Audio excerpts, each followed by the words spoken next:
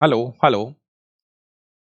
नमस्कार दोस्तों, मैं संजय डावरा आप सभी विद्यार्थियों का हार्दिक स्वागत करता हूं डावरा क्लासेज के इस ऑनलाइन प्लेटफॉर्म पर। सभी विद्यार्थियों को नमस्कार, गुड इवनिंग। और जितने भी भाई लाइव है एक बार जरूर कमेंट करके बता दिया करो कि भाई जो हम छोटी वीडियो आपके लिए डालते हैं वो आपको अच्छी लगती है, तो एक कमेंट जरूर कर दिया करो। प्यारे विद्यार्थियों, अभी जो हमारे ग्रुप डी के पेपर हो रहे हैं, काफी दिन से पेपर चल रहे हैं और भी आगे चलने हैं, तो आप जैसे भाइयों से हमें रिव्यू मिलता है कि पेपर में क्या आ रहा है, कैसा आ रहा है। तो इतना तो मैं कह सकता हूं कि जो विद्यार्थी एनसीईआरटी पढ़ के बैठा है, चाहे वो किसी से भी पढ़ा हो, मेरे से पढ़ा हो, किसी दूसरे टीचर से पढ़ा हो, लेकिन अगर आपने एनसीईआरटी को अच्छे से पढ़ रखा होगा तो आपके 20-22 क्वेश्चन होंगे, ये मेरी गारंटी है। घबराना नहीं है, अच्छे से पेपर करिए। हाय हाय की जरूरत नहीं है भाई, जो पढ़ रखा है उसको याद करके जाइए।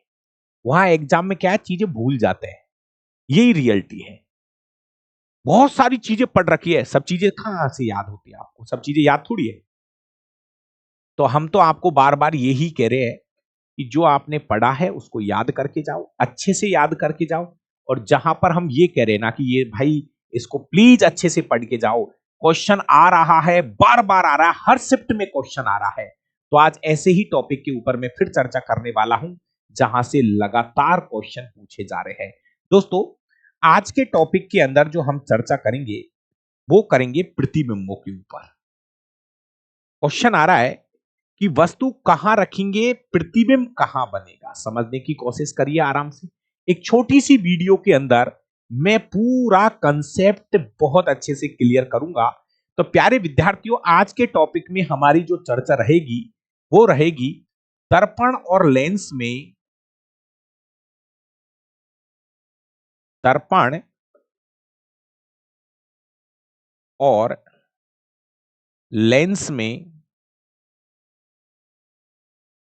प्रतिबिंब, बिंब और प्रतिबिंब की स्थिति, बिंब और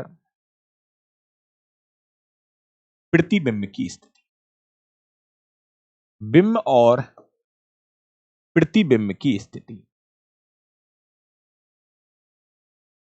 प्रतिबिंब की स्थिति आएगा। ये तो नहीं कहता कि हर दिन आएगा और हर स्टूडेंट के आएगा, लेकिन इतना जरूर कह रहा हूं कि हर दूसरे दिन ये इस टॉपिक से क्वेश्चन आ रहा है। इसको थोड़ा सा समझने की कोशिश करना दोस्तों। सबसे पहले मैं बात करूंगा दोनों दर्पणों की, सबकी कर लेता हूं। देखिए, एक तो मेरे पास में समतल दर्पण है, एक एक की चर्चा करेंगे अच्छे से। एक तो हमारे पास समतल दर्पण है दोस्तों। अब समतल दर्पण जो कि एकदम सीधा होता है, एक सतह की पॉलिश कर दी जाती है। अब समतल दर्पण में जैसे हमने यहां पर कोई वस्तु रखी, ये बिंब है, ये बिंब है, बिंब मतलब वस्तु की स्थिति है। अगर इसको हम 1 मीटर आगे रख रहे हैं, दर्पण से 1 मीटर आगे रखी गई, 1 2 3 4, तो प्यारे विद्यार्थियों, इसका जो प्रतिबिंब बनेगा वो 1 मीटर पीछे ही बनता है। फिक्स है भाई, बहुत अच्छा क्वेश्चन है ये भी। अगर वस्तु 1 मीटर आगे रखी गई है तो इसका प्रतिबिंब भी 1 मीटर पीछे बनेगा।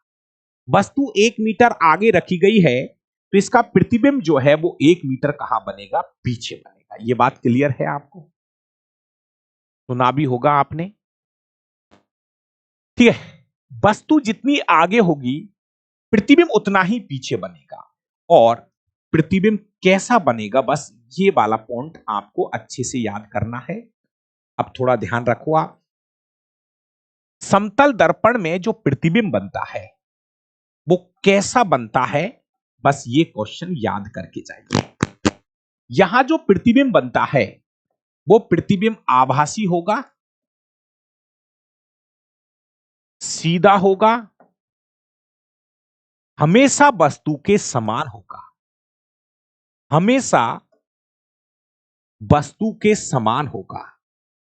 वस्तु जितनी बड़ी होगी प्रतिबिंब उतना ही बड़ा बनेगा, एक छोटी सी लाइन यहां बोल रहा हूं, ध्यान से सुनिए। यहां जो आवर्धन क्षमता का मान होता है वो हमेशा +1 होता है समतल दर्पण के लिए। जी हां, जी हां, 7 जनवरी से हमारा लाइव बैच आ रहा है दोस्तों।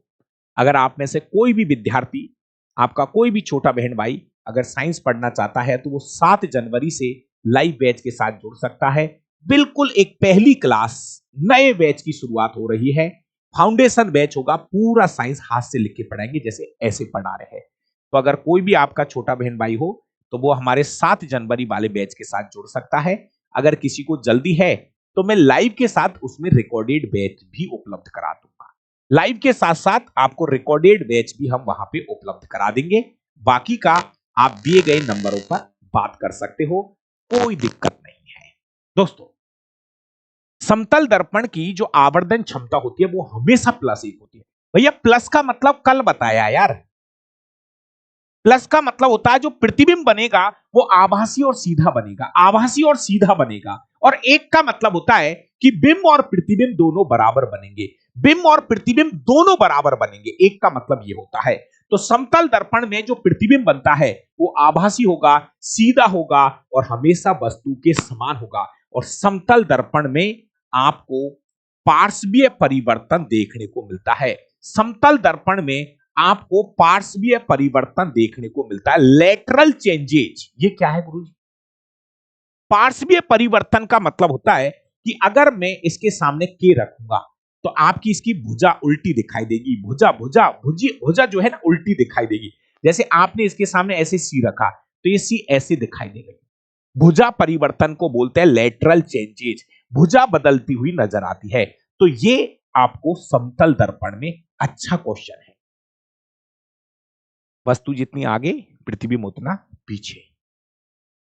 ठीक है मेरा भाई, ये सबसे इंपॉर्टेंट क्वेश्चन है समतल दर्पण का। समतल दर्पण की जो फोकस दूरी होती है वो अनंत होती है। समतल दर्पण की फोकस दूरी क्या होती है? अनंत होती है।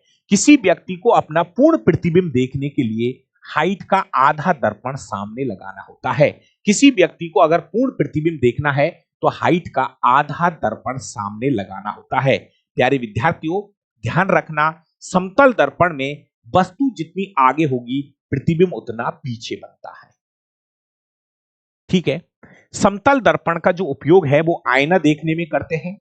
समतल दर्पण का उपयोग पेरिस्कोप में किया जाता है। समतल दर्पण का जो उपयोग है वो कैलिड्योस्कोप में भी किया जाता है। कैलिड्योस्कोप, कैलिड्योस्कोप, है ना? तो 3 शब्द है, इनको याद करके जाइए। एक चीज और, कक्षा 8वीं के अंदर है, 9वीं 10वीं में तो नहीं है, लेकिन समतल दर्पण से शायद आ तो नहीं रहा, मैंने बच्चे से किसी से सुना नहीं।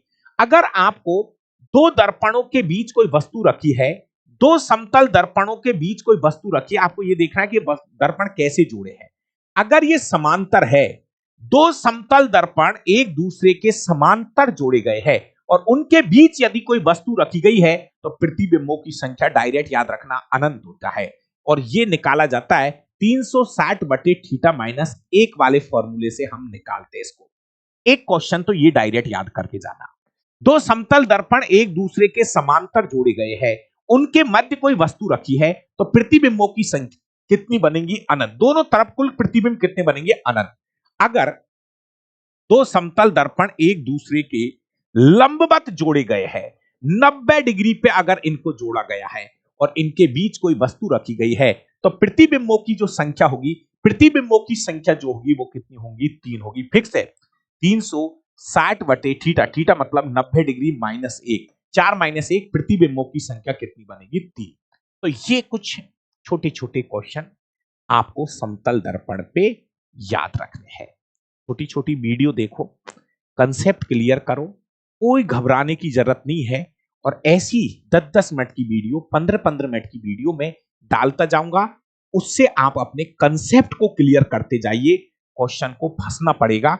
तो ये रही आपके समतल दर्पण की कहानी। बाकी का अगली एक और छोटी सी वीडियो मैं वापस डाल दूंगा आपके लिए। थैंक यू, धन्यवाद। कमेंट कर दिया करो कि सर चलने दो, छोटी छोटी वीडियो डालते रहो, तो उससे क्या है कि आपका रिवीजन हो जाता है, कम समय में रिवीजन हो जाता है। थैंक यू मेरा भाई, बाकी का मिलते हैं अगली छोटी वीडियो में। 7 जनवरी वाला अगर कोई बच्चा हो तो बता देना, लाइव बैच आ रहा है, ठीक है ना? ओके।